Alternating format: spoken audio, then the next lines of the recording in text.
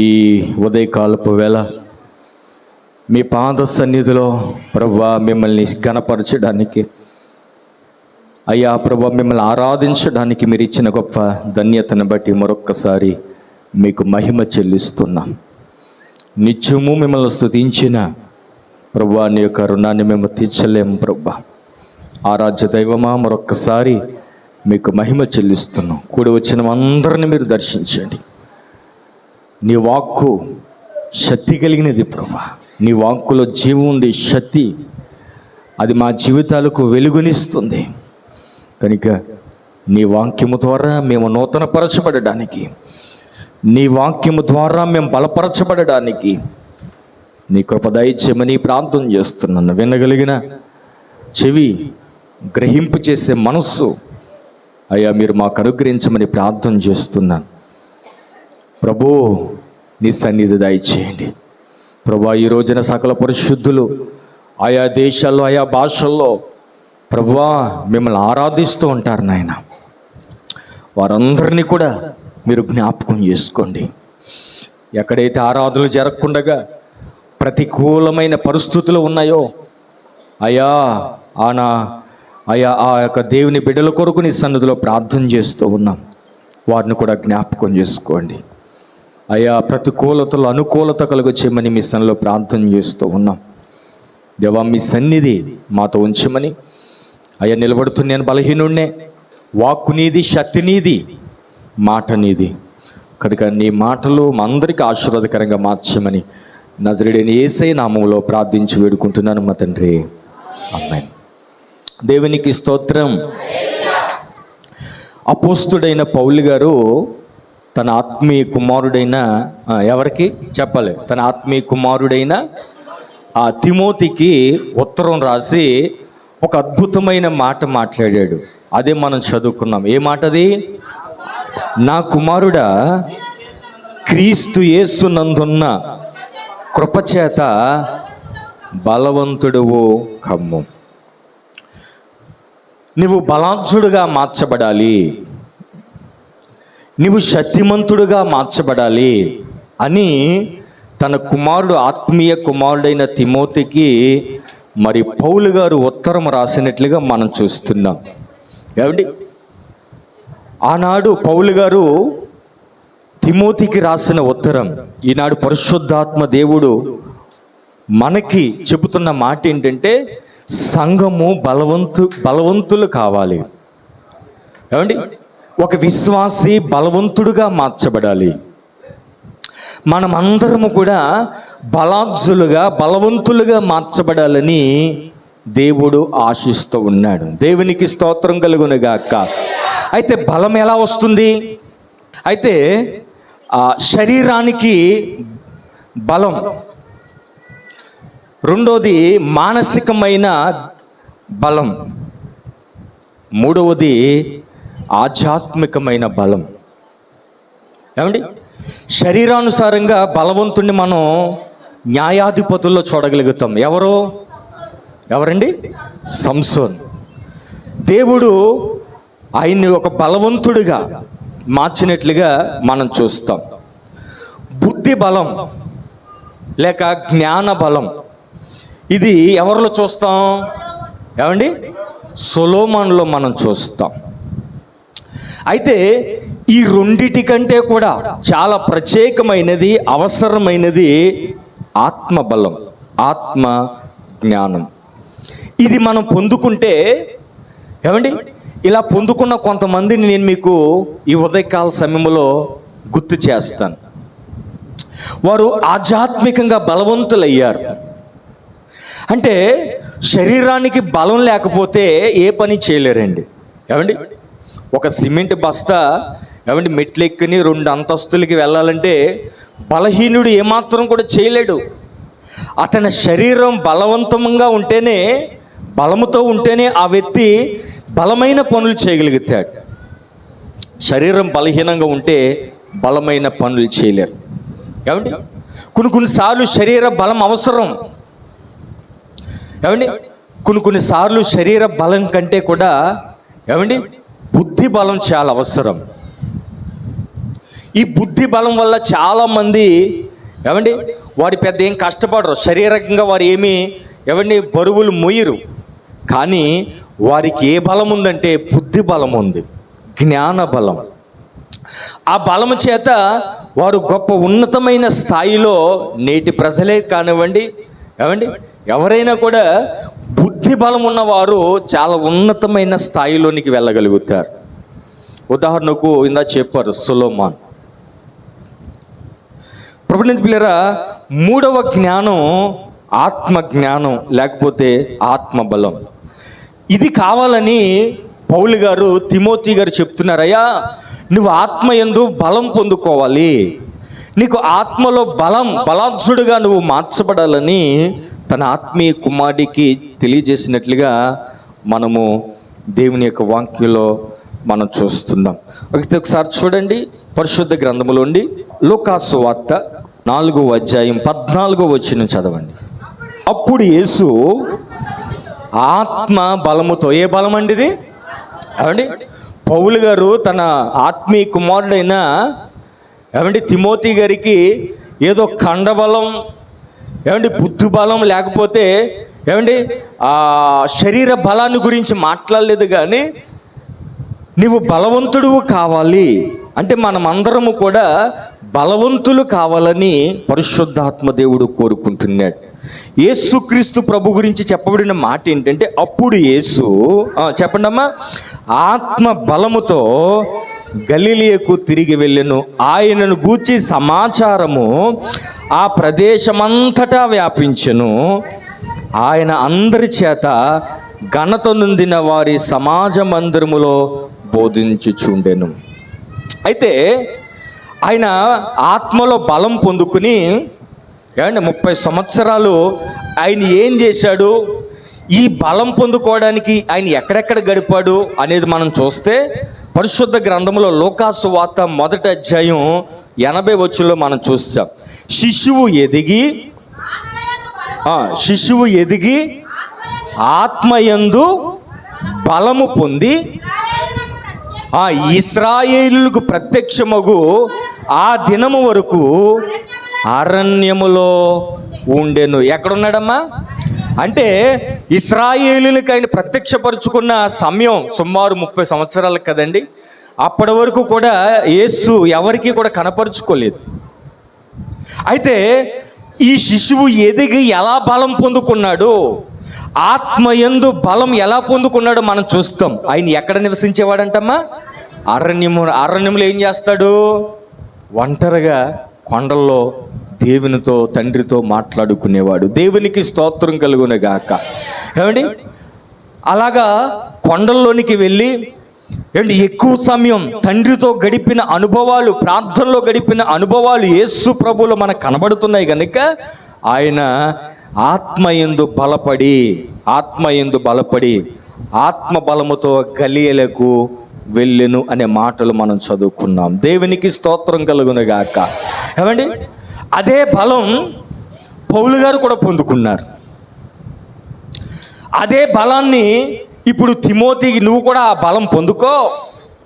నీవు కూడా ఆత్మలో బలం పొందుకుంటే ఈ శరీర బలము కంటే, బుద్ధి బలము కంటే మరి ఆత్మ బలం చాలా గొప్పది.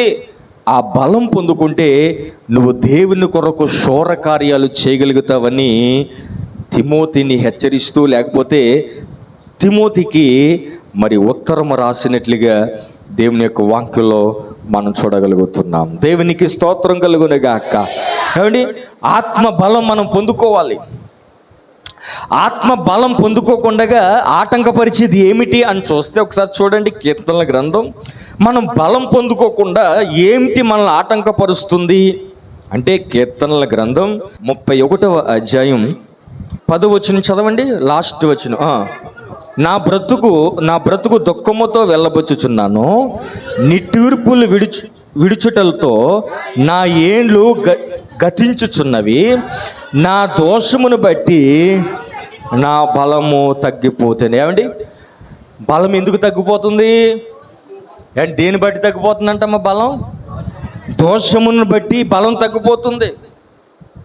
అది శారీరకమైన బలమైన, అది బుద్ధి బలమైన, ఏమండి అది ఆధ్యాత్మికమైన బలమైన, దేని బట్టి ఒక వ్యక్తి బలహీనుడైపోతున్నాడు, బలము లేనివాడిగా మార్చబడుతున్నాడని వాక్యం తెలియజేస్తుందనంటే చెప్పండమ్మా, నా దోషమును బట్టి నా బలము తగ్గిపోవచ్చున్నది, నా ఎముకలు క్షీణించుచున్నవి. అయితే ప్రభుని పిల్లరా, మనము ఆధ్యాత్మికంగా బలవంతులు కావాలి అని దేవుడు కోరుకుంటున్నాడు. అలా బలవంతులైన కొంతమందిని మీకు గుర్తు చేస్తాను, ఒకసారి చూడండి. అపోస్తుల కార్యాలు 6వ అధ్యాయం 8వ వచనం చదవండి. స్టెఫను కృపతోనూ దేంతో అంటమ్మా, బలముతోనూ నిండిన వాడే. దేవునికి స్తోత్రం కలుగునుగాక. ఏమండి, స్టెఫను కృపతో నింపబడ్డాడట, రెండోది బలముతో నింపబడ్డాడు. ఏమండి, ఆది సంఘము కృపతోనూ బలముతోనూ నింపబడినట్లుగా మనం చూస్తాం. ఆ బలం అతని దేవుని కొరకు హతసాక్షిగా మార్చింది. ఆ హతసాక్షి లేకపోతే దేవుని కొరకు ఒక ప్రయోజనకరమైన వ్యక్తిగా మార్చబడ్డాడండి. ఏమండి, యేసుక్రీస్తు ప్రభుకు మరణం లోకానికి రక్షణ తీసుకుని వస్తే, ఏమండి స్టెఫన్ యొక్క మరణం ఏమండి సంఘాన్ని ఎంతో ధైర్యపరిచిందండి. ఏమండి, ఈ శరీరము కంటే ఆత్మ గొప్పది అని స్టెఫను రూఢీపరిచాడు అనే విషయాన్ని మనం గుర్తించుకోవాలి. ఎలాగా దేవుని కొరకు ఇంత అద్భుతమైన సాక్ష్యాన్ని పొందుకున్నాడంటే అతడు బలము పొందుకున్నాడు. మన జీవితాల్లో కూడా మనం ఆధ్యాత్మికంగా బలవంతులు కాగలిగితే, ఏమండి మన ద్వారా అనేక మందికి ఆశీర్వాదకరంగా మనం మార్చబడతాం. బలహీనుడు ఎలాగైతే ఏ పని చేయలేడో, ఏమండి ఆత్మలో బలము లేనివాడు ఏంటి విశ్వాసములో బలంగా ఉండలేడు, పరిశుద్ధతలో బలంగా ఉండలేడు, యథార్థతలో బలంగా ఉండలేడు, ఏమండి నమ్మకత్వములో బలంగా ఉండలేడు. ఎందుకంటే అతడు బలహీనుడిగానే బ్రతుకుతాడు. అంటే దేవునిలో ఆ వ్యక్తి బలాంశుడిగా, దేవుని కొరకు ఒక రోషం కలిగిన వ్యక్తిగా ఉండలేడు. ప్రభునందు పిల్లరా, కనుక మనం అందరము కూడా ఆధ్యాత్మికంగా బలవంతులు కావాలని ఈనాడు పరిశుద్ధాత్ముడు కోరుకుంటున్నాడు. దేవుని వాక్యంలో ఒక మాట చూద్దాం. యెహోషువ గ్రంథం 14వ అధ్యాయం 11వ వచనం చదవండి. మోషే నన్ను పంపిన నాడు నాకెంత బలమో నేటి వరకు నాకంతే బలం. అంటే మోషే నాయకత్వంలో కాలేబు నడిచాడు. అయితే మోషే నాయకత్వం తర్వాత ఎవరి నాయకత్వంలోనికి వచ్చారు? యెహోషువ. ఇప్పుడు యెహోషువతో మాట్లాడుతున్నాడు. మోషే నన్ను పంపిన నాడు నాకు ఎంత బలం ఉన్నదో నేటి వరకు నేను అంతే విశ్వాసములో అలాగే స్థిరుడుగా నేను ఉన్నానని చెప్పగలిగాడు. దేవునికి స్తోత్రం కలుగునగాక. ఏమండి, మనం భక్తిని ప్రారంభించినప్పుడు ఎంత ఆధ్యాత్మికంగా బలం కలిగిందో వారమో ఇప్పుడు ఆ బలం ఉందా? ఏమండి, బలహీనపడిన పరిస్థితుల్లో మనం ఉన్నామా, బలాంశులుగా ఉన్నామా, బలహీనం అయిపోయామా అనేది ఒకసారి మనము పరిశీలన చేసుకోవాలి. మోషే నన్ను పంపిన నాడు నాకెంత బలమో నేటి వరకు కూడా నాకు అంతే బలం. అంటే అప్పటికే కాలేబు కూడా మరి చివరి దశలోనికి వచ్చేసాడు. అయినా ఎక్కడ కూడా విశ్వాసంలో సన్నగిల్లలే. ఏమండి, ఎక్కడ కూడా మరి తన జీవితంలో అవిశ్వాసం రానివ్వలేదు. ప్రభుని పిల్లరా, దేవుని కొరకు దేవుడు బలవంతుడు. ఇప్పటి వరకు కూడా నా శక్తి వల్ల నా బలం వల్ల ఏది చేయలేదు. ఆయన నన్ను బలపరిచాడు కనుక నేను ఎన్నో గొప్ప కార్యాలు చేయగలిగాను. ఇకను కూడా ఆయన బలపరుస్తాడు కనుక నేను అంతే బలంతో ఉన్నానని ఆనాడు కాలేబు సాక్ష్యం ఇవ్వగలిగాడు. దేవునికి స్తోత్రం కలుగునుగాక. అపోస్తుల కార్యాలు 4వ అధ్యాయం 7వ వచనం చదవండి.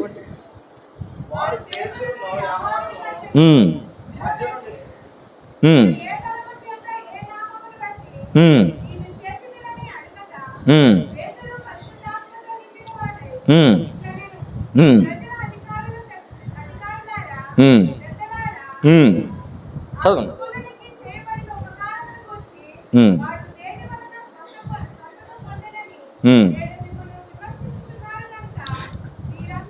ప్రభునందు పిల్లరా, వారు పేతురును యోహానును మధ్యను నిలబడి, మీరు ఏ బలము చేత ఏ నామను బట్టి దీనిని చేతిరని, అది అక్కడ అధికారులు ఉన్నారట, పెద్దలు అడుగుతున్నారు.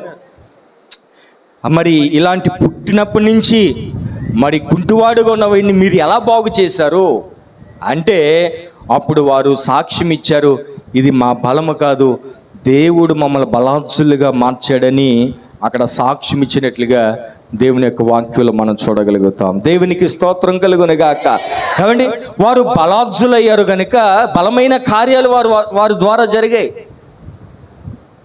ఏమండి, పేతురు వల్ల, యోహాను గారు వల్ల ఎన్నో శూరమైన కార్యాలు, అద్భుతమైన కార్యాలు దేవుడు వారి ద్వారా జరిగించినట్లుగా దేవుని యొక్క వాక్యంలో మనం చూడగలుగుతున్నాం. అయితే ఒక విషయాన్ని మనం గ్రహించవలసిన విషయం ఏంటంటే, మనము బలవంతులు కావాలి. ఈ బలం ఎక్కడి నుంచి మనం పొందుకోవాలి? ఏం చేస్తే ఈ బలం మనం పొందుకోగలుగుతాం? బలవంతులు అయితే మన ద్వారా దేవుడు ఎలాంటి కార్యాలు జరిగిస్తాడో ఈ 3 విషయాలు మనం ఆలోచన చేయాలండి. ఏమండి, ఆధ్యాత్మికంగా బలహీనమైతే మన ద్వారా ఎలాంటి కార్యాలు జరగవు, మన ప్రార్థనల ద్వారా ఎలాంటి కార్యాలు జరగవు. మనం ఎప్పుడైతే బలవంతులం అవుతామో, శక్తివంతులం అవుతామో, అప్పుడు మన ద్వారా దేవుడు తన కార్యాలు జరిగిస్తాడు అనే విషయాన్ని మనము గుర్తించాలి. ఇలా మనం చూస్తే ఏంటి, బలవంతులుగా దేవుడు కొంతమందిని మార్చేశాడు. మొదటి సమూయేలు గ్రంథంలో మనకి దావీదు కనబడతాడు. ఏమండి, గొలియాతు లాంటి వాడిని ఏ బలంతో ఎదిరించాడండి చెప్పండి.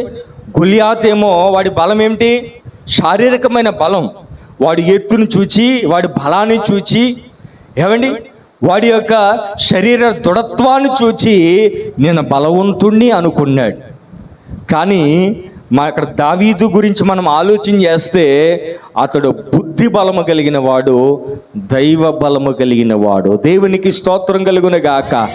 ఆ బలము ద్వారానే జయించాడు కానీ తన శక్తి వల్ల. ఏమండి, అప్పటికే సౌలు మాట అన్నాడు. ఏమన్నాడు? సార్ చదవండి, మొదటి సమూయేలు గ్రంథం 17వ అధ్యాయం 33వ వచనంలో చూస్తే,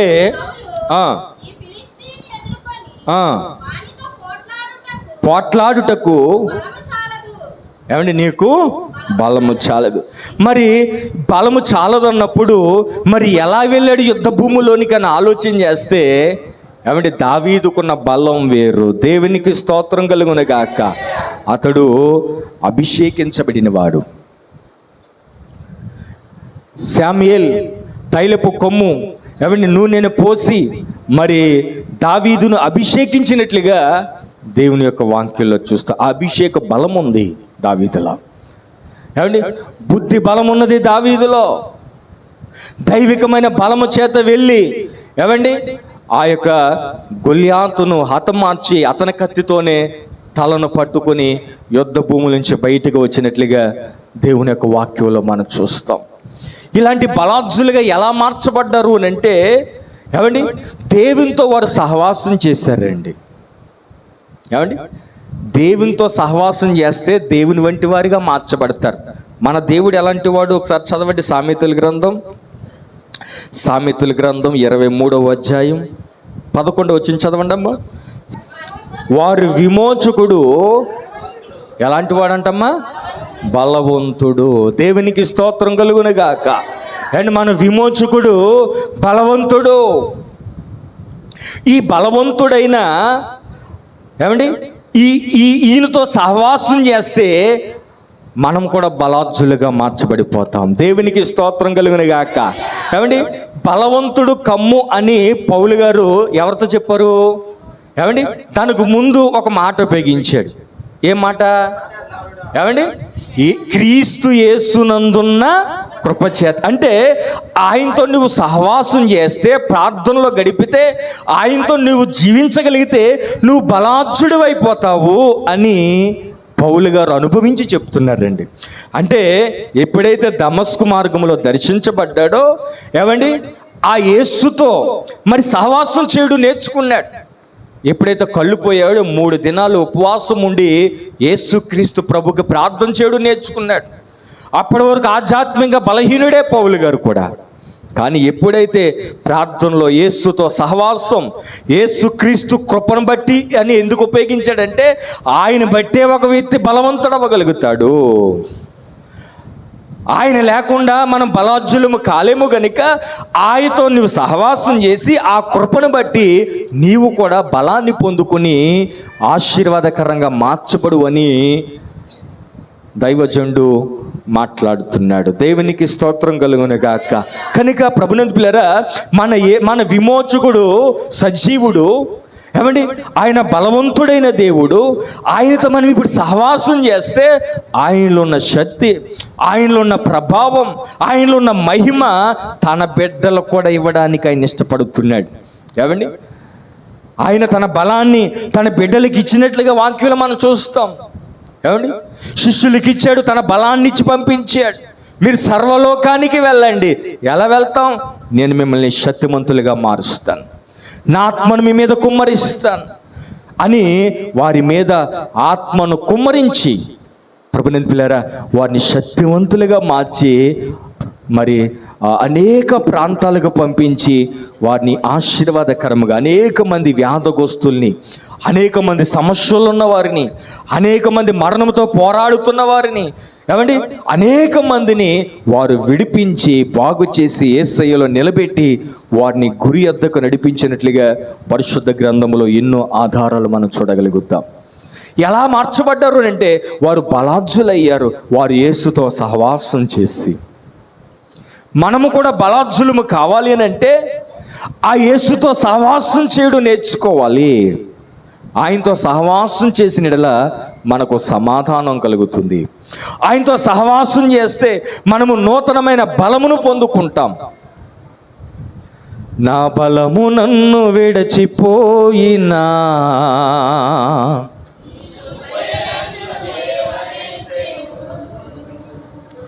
నా బలము నన్ను విడచిపోయినా,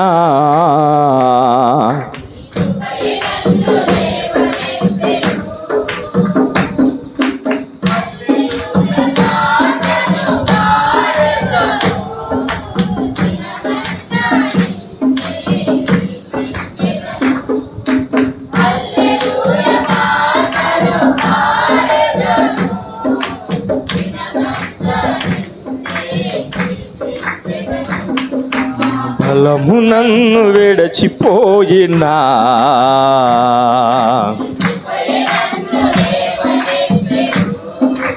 నా బలమా నా కోట,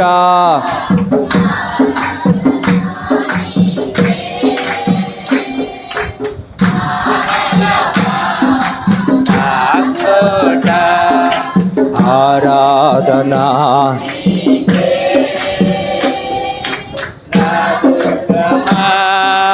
ఆశ్రయమా ఆరాధనా నీకే, ఆ దుర్గమా ఆశ్రయమా ఆరాధనా నీకే, ఆరాధనా ఆరాధనా తండ్రి నీకేనయా, ఆరాధనా ఆరాధనా అబ్బా తండ్రి నీకేనయ్యా. దేవునికి స్తోత్రం. యేసుక్రీస్తు ప్రభు మరి 30 సంవత్సరాలు మరి తండ్రితో సహవాసం చేసి ప్రార్థనలో గడిపి ఆత్మయందు బలము పొందినని లోకాసు వార్తలో చదువుకున్నాం. అయితే మనం ఎలా బలం పొందుకోవాలి అనేది అపోస్తలుడైన పౌలు ఒక చక్కటి మాట రాశాడు. ఒకసారి చూడండి, 2 కొరింథీ పత్రిక 10వ అధ్యాయం 4వ వచనం చదవండి. మా యుద్ధోపకరణములు శరీర సంబంధమైనవి కాదు. ఏమండి? శరీర సంబంధమైనవి కాదు కానీ దేవుని ఎదుట దుర్గములను పడద్రోయజాలినంత బలము కలవి. ఎలాంటివంటండి? ఏంటి? దుర్గములను పడద్రోయజాలినంత బలము గలవై ఉన్నవి. ఏమిటవి? వాక్యము, ప్రార్థన, ఏమండి, విశ్వాసము, ఏమండి. కనుక మన దగ్గర ఉన్న ఏమండి ఆయుధాలు, దాని ద్వారా మనము బలమైన కార్యాలు, మనము బలవంతులుగా మార్చబడి, ఏమండి, దుర్గములను సహితం పడద్రోయగలిగిన బలమైన ఆయుధాలు దేవుడు మనకి ఇచ్చాడు. అవి శరీర సంబంధమైనవి కాదు, అవి ఆత్మ సంబంధమైనవి ఆయుధాలు దేవుడు మనకిచ్చాడు. వాటి ద్వారా మనము ప్రతిరోజు కూడా బలము పొందుకోవాలి. దేవునికి స్తోత్రం కలుగును గాక. వాక్యము ద్వారా మనం బలం పొందుకోవాలి. ప్రార్థన ద్వారా, ఉపవాస ప్రార్థనల ద్వారా, ఏమండి, విశ్వాసము ద్వారా మనము ప్రతి దినము కూడా, ఏమండి, మనము ఈ ఆయుధాలు ధరించుకున్న వారిమై బలవంతులుగా మార్చబడి, ఏమండి, దుర్గములను సహితం, ఏమండి, పడద్రోయగలిగిన బలమైన ఆయుధాలు దేవుడు మనకి ఇచ్చాడు. దేవునికి మహిమ కలుగును గాక. కనుక వాటిని మనం ధరించుకోవాలి. దేవునితో సహవాసం చేస్తే ఆయన ఎంత బలవంతుడో ఆ బలాన్ని మనం పొందుకుంటాం. ఈ యుద్ధోపకరణములు మనం ధరించుకోగలిగితే, వాటిని మనం ఉపయోగించగలిగితే, ఏంటి, ప్రతి పరిస్థితుల్లో దాన్ని మనం ఉపయోగించగలిగితే విజయాన్ని చూడగలుగుతాం, బలార్జులుగా మనం మార్చబడగలుగుతాం అనేది మరొకసారి దేవుని యొక్క వాక్యాన్ని బట్టి జ్ఞాపకం చేస్తున్నాను. చివరిగా ఒక మాట చదువుతాను, చూడండి. ఫిలిప్పీలు రాసిన పత్రిక 3వ అధ్యాయం 10వ వచనం చదవండి. ఏ విధము చేతనైనను మృతులలో నుండి నాకు పునరుద్ధానము కలగవలనని ఆయన మరణ విషయంలో సమానానుభవం గలవాడినై ఆయనను ఆయన పునరుద్ధాన బలము ఎరుగు నిమిత్తము. దేవునికి స్తోత్రం కలుగును గాక. ఏ బలం అంటండి? పునరుద్ధానపు బలం లేక ఆత్మ బలం. ఏమండి? కనుక ఈ బలాన్ని ఎలాగైనా నేను పొందుకోవాలి, నేను బలవంతుడిగా మార్చబడిన ఆసక్తి, ఏమంటే ఆశగల ప్రాణాన్ని అయినా తృప్తిపరుస్తాడు. ఎంతో ఆసక్తిగా ఉండేవాడు, నేను బలవంతుడిగా మార్చబడాలి, నా శిష్యుల్ని బలవంతులుగా మార్చాలి అని పౌలు గారు ఎంతగానో మరి దేవునితో సహవాసం చేసి ఈ బలాన్ని పొందుకుని పునరుద్ధానపు బలాన్ని పొందుకున్నట్లుగా దేవుని యొక్క వాక్యంలో మనం చూడగలుగుతాం. దేవునికి స్తోత్రం కలుగును గాక. కొలసీలు రాసిన పత్రిక 1వ అధ్యాయం 11వ వచనం చదవండి. ఆయనకు తగినట్లుగా నడుచుకొనవలనియు ఆనందముతో, అక్కడి నుంచి చదవండి, కూడిన పూర్ణమైన ఓర్పును దీర్ఘశాంతము కనుపరుచున్నట్లు ఆయన మహిమ శక్తిని బట్టి సంపూర్ణ బలముతో బలపరచబడవలననియు. ఏమండి, ఎంత ఆశ అండి పౌలు గారిలో. ఏమండి, ఓర్పు విషయములో, దీర్ఘశాంతం విషయములో ఆయన మహిమను, ఆయన శక్తిని, ఏమండి, సంపూర్ణ బలమును ఆయన చూడాలి అనే ఆశ. ఏమండి, మోషే కూడా ఒక ఆశ ఉండిపోయింది. ఏమండి, నేను ఆయనను చూడాలి, దేవుణ్ణి చూడాలి, దేవుని చూస్తే నువ్వు బ్రతకవు మోషే అని దేవుడు చెప్తున్నాడు. అయితే నువ్వు చూడాలనుకుంటున్నావు, అక్కడ బండ సందులో ఉండు, నేను అలా దాటిపోతాను, నా వెనక భాగాన్ని నువ్వు చూద్దుగానని దేవుడు చెప్పాడంట. దేవునికి స్తోత్రం కలుగును గాక. భక్తులు వారు దేవుని బలాన్ని చూడాలని, ఆయన శక్తిని చూడాలని, ఆయన ప్రభావాన్ని చూడాలని వారు ఎంతగానో అలా ఆశపడ్డారండి. అలాగా వారు జీవించారు, అలా సమర్పించుకున్నారు. కనుక దేవుడు వారిని బలార్జులుగా మార్చేశాడు. ఏమండి, ఈ లోకంలో ఆశీర్వాదకరంగా వారిని మార్చేశాడు. ఈ లోకంలో అనేక మంది ప్రజలకి దీవెనకరముగా, ఆశీర్వాదకరముగా దేవుడు వారిని మార్చేశాడు. ఆయన బలం, దేవుడు బలవంతుడు. మనం లోకాసువార్తలో చదువుతాం క్రిస్మస్ సందర్భంలో, ఆశ్చర్యకరుడు, ఆలోచనకర్త. ఏమండి, అలాంటి దేవుడు బలవంతుడైన దేవుడు. కనుక ఆ బలవంతుడైన దేవునితో మనం జీవించగలిగితే ఆ బలాన్ని దేవుడు మనకిస్తాడు. ఆయన శక్తి చేత ఆయన నింపుతాడు. మన ద్వారా ఆయన శూర కార్యాలు జరిగిస్తాడు. అనేక దీవెనలు, ఆశీర్వాదాలు దేవుడు మన జీవితంలో జరిగిస్తాడు అనేది దేవుని యొక్క వాక్యంలో మనం చూస్తున్నాం. నా కుమారుడా, క్రీస్తు యేసునందున్న కృపచేత బలవంతుడు ఒక ఆయనతో సహవాసం చేద్దాం. ఏమండి, యుద్ధోపకరణలు ధరించుకుందాం. ఏమండి, మనము పరిశుద్ధ గ్రంథం చాలామంది బలవంతులయ్యి దేవుని కొరకు ఎన్ని గొప్ప కార్యాలు చేశారో మనం చూసాం. అండ్ అపోస్తల కార్యాలు చదివితే మనం ఎన్నో విషయాలు చూడగలుగుతాం. పత్రికలో కానివ్వండి, పౌలు ద్వారా, ఏమండి శిష్యుల ద్వారా, సంఘము ద్వారా, ఏమండి విశ్వాసుల ద్వారా కూడా దేవుడు తన ఘనకార్యాలు జరిగించుకుని ఆయన బలాన్ని తన బిడ్డలకి ఇచ్చి బలవంతులుగా మార్చి అనేక మందికి ఆశీర్వాదకరంగా దేవుడు మార్చేశాడు. దేవునికి స్తోత్రం.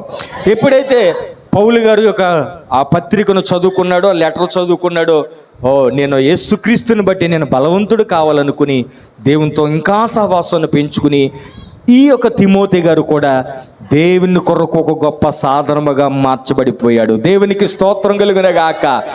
పౌలు గారు రాస్తూ ఒక అద్భుతమైన మాట్లాడేసి, నా శిష్యుడు అని మాట్లాడలే, నా జత పనివాడు అంటే అంత స్థాయి, పౌలుతో సమానమైన స్థాయిలోనికి తిమోతి వెళ్ళిపోయాడు. దేవునికి స్తోత్రం కలుగునుగాక.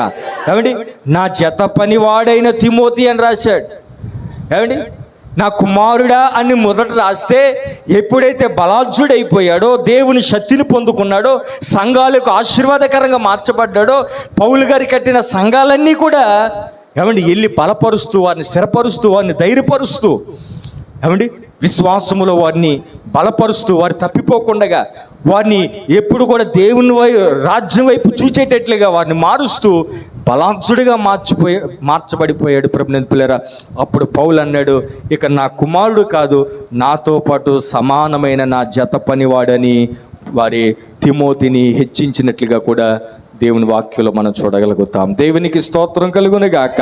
కనుక అలాంటి బలాఢ్యులుగా మనం మారిపోవాలి.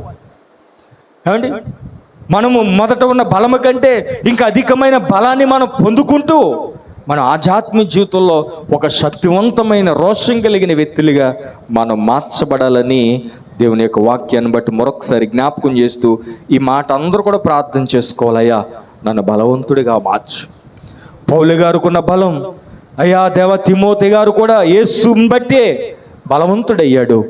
పేతురు గారు అయ్యారు, స్టెఫెన్ అయ్యాడు. ఇలా చాలామంది బలవంతులుగా నువ్వు మార్చేస్తావు నాయనా, నన్ను కూడా నువ్వు బలవంతుడిగా మార్చాలి. ఆధ్యాత్మికంగా నేను అక్కడ కూడా బలహీనంగా ఉండకూడదు. అనేక మందికి ఆశీర్వాదకరంగా, అనేక మందిని నీ రాజ్య సువార్తను ప్రకటించేవాడిగా, ఒక మాదిరిగా అనేక మందిని చీకటిలోంచి, పాపములోంచి, శాపములోంచి, నరకములోంచి విడిపించే ఒక బలాంశుడిగా, ఒక రక్షించే వ్యక్తిగా నన్ను మార్చేయ, అలాంటి బలమైన వ్యక్తిగా నన్ను మార్చేయ అని మనము కూడా దేవుని సన్నిధిలో ప్రార్థన చేసినప్పుడు దేవుడు ఖచ్చితంగా మన సంఘంలో మనందరినీ కూడా బలాంశులుగా మార్చునుగాక. ఆమేన్. ప్రార్థన చేసుకుందాం. నా కుమారుడా, యేసుక్రీస్తు కృపను బట్టి నువ్వు బలవంతుడు కావాలి. ఎందుకంటే నేను ఎన్నో సంఘాలు కట్టాను, దాన్ని నీవు నడిపించాలి. అనేక మందిని ఇంకా నువ్వు రక్షణలోనికి నడిపించాలంటే ఈ బలం సరిపోదు, ఇంకా నువ్వు బలాఢ్యుడవ్వాలి, నువ్వు ఇంకా బలవంతుడవ్వాలి. నీ ద్వారా ఇంకా గొప్ప కార్యాలు జరగాలి అని అంటే నువ్వు ఇంకా బలవంతుడు కావాలి. ఎప్పుడైతే ఆ ఉత్తరం చదువుకున్నాడో, దేవునితో సహవాసం చేయడం ఇంకా నేర్చుకున్నాడు, యేసుతో లీనమైపోయాడు, యేసుని బట్టి ధైర్యాన్ని తెచ్చుకున్నాడు, మరింత బలాఢ్యుడిగా, గొప్ప పరిచారకుడిగా, పౌలుతో సమానమైన పరిచర్య చేసిన అనుభవాల్లోనికి తిమోతి కూడా వెళ్ళినట్లుగా మనం చూస్తున్నాం. ప్రార్థన చేసుకుందాం. ప్రభువా అయ్యా, మా సంఘాన్ని బలమైన సంఘముగా, ప్రతి ఒక్కరు కూడా ఆత్మలో బలం పొందుకున్న వారేమై నీ కొరకు జీవించడానికి సహాయం చేయమని ప్రార్థన చేస్తున్నాం. యేసు బలము పొందుకుని, ఆత్మయందు బలము పొంది గలియలోకి తిరిగి వెళ్ళెను అని ఈ వాక్యంలో మేము చూస్తున్నాం. శిశువు ఎదుగు ఆత్మయందు బలము పొందెను అని లోకా సువార్తలు మేము చూస్తున్నాం. అవునయ్యా, అయ్యా నువ్వు తండ్రితో సహవాసం చేసి నువ్వెంతగానో 3.5 సంవత్సరాలు ఒక అద్భుతమైన పరిచర్యను మీరు జరిగించారు నాయన. అయ్యా ప్రభు మీకు స్తోత్రములు చెల్లిస్తున్నాం. మేము కూడా బలాంచులుగా, బలవంతులుగా, ఆత్మయందు తీవ్రత కలిగిన వారిగా మేము కూడా ఉండగలిగినట్లుగా నీ కృప దయచేయమని ప్రార్థన చేస్తూ మమ్మల్ని అందరూ కూడా మరొక్కసారి దర్శించమని వేడుకుంటున్నాం. ప్రభు నీ చేతులకు అప్పగించుకుంటూ నజరేయుడైన యేసయ్య నామములో ప్రార్థించి వేడుకుంటున్నాను మా తండ్రి. ఆమేన్.